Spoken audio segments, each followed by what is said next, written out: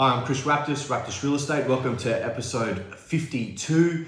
None of this is financial advice. Do your own research, yada, yada, yada. Like, retweet, reshare. You know how the algorithm works.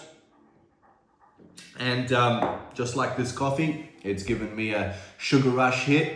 And that's what the Fed has effectively done to the real estate market. Now, they didn't drop the full half a basis point drop that Donald Trump had put pressure on Jeremy Powell to do. Now, a point half rate drop is still a good thing. And the reason that it is still a good thing is because it's the first rate drop in 9 months. So this is the first time the Fed has stimulated the economy with cheaper borrowing capacity. And like I said, if you look at my past videos, this is purely on the basis of not weakening employment data or inflation fears. It's because the government is borrowing a shit ton of money in the trillions, a quarter of their GDP and turnover is going towards interest. So it is in the best interest of the government to reduce the interest rates at what they're borrowing at.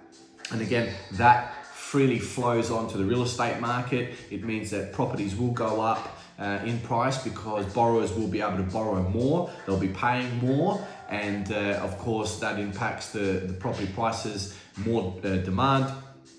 Supply is low, as we know, and of course that's how economics works. Now, supply and demand, we know that obviously there's been quite a lot of properties that have been hitting the market over the last couple of weeks in South Australia, Adelaide, as spring has sprung, as the saying goes. The weather is getting better, people are feeling more optimistic, and the sugar rush that we're going to see now is exactly what property owners who are in the market want to hear. It means their property prices and assets are going to go up. We've got Bitcoin at all-time high, we've got gold at all-time high, we've got silver at all-time high, we've got S&P at all-time high. So, what we're seeing now is price discovery mode.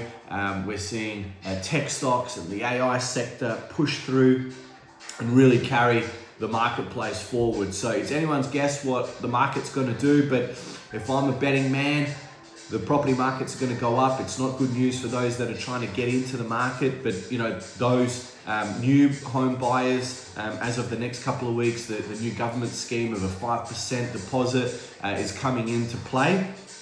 And that's going to certainly push up the prices again.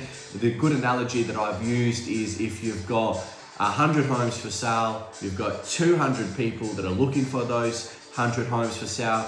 Now you've got an extra 50 buyers, so you've got 250 buyers looking for the same 100 homes. It means that property prices are going to go up. Things aren't going to get better for those trying to enter the market. If you're an investor, it certainly is good for you. If you've got multiple dwellings, it means your property prices are going to continue to push up higher.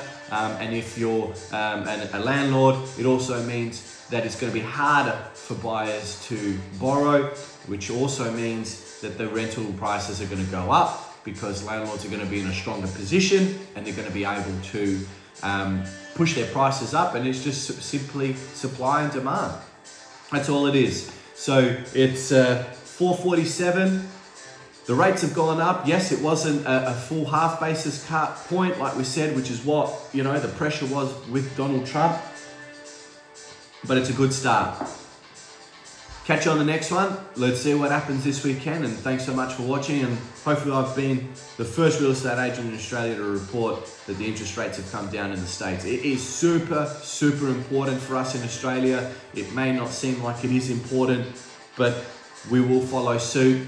And let's see what the RBA does at the next meeting. Catch you on the next one. Thanks so much for watching. Take care.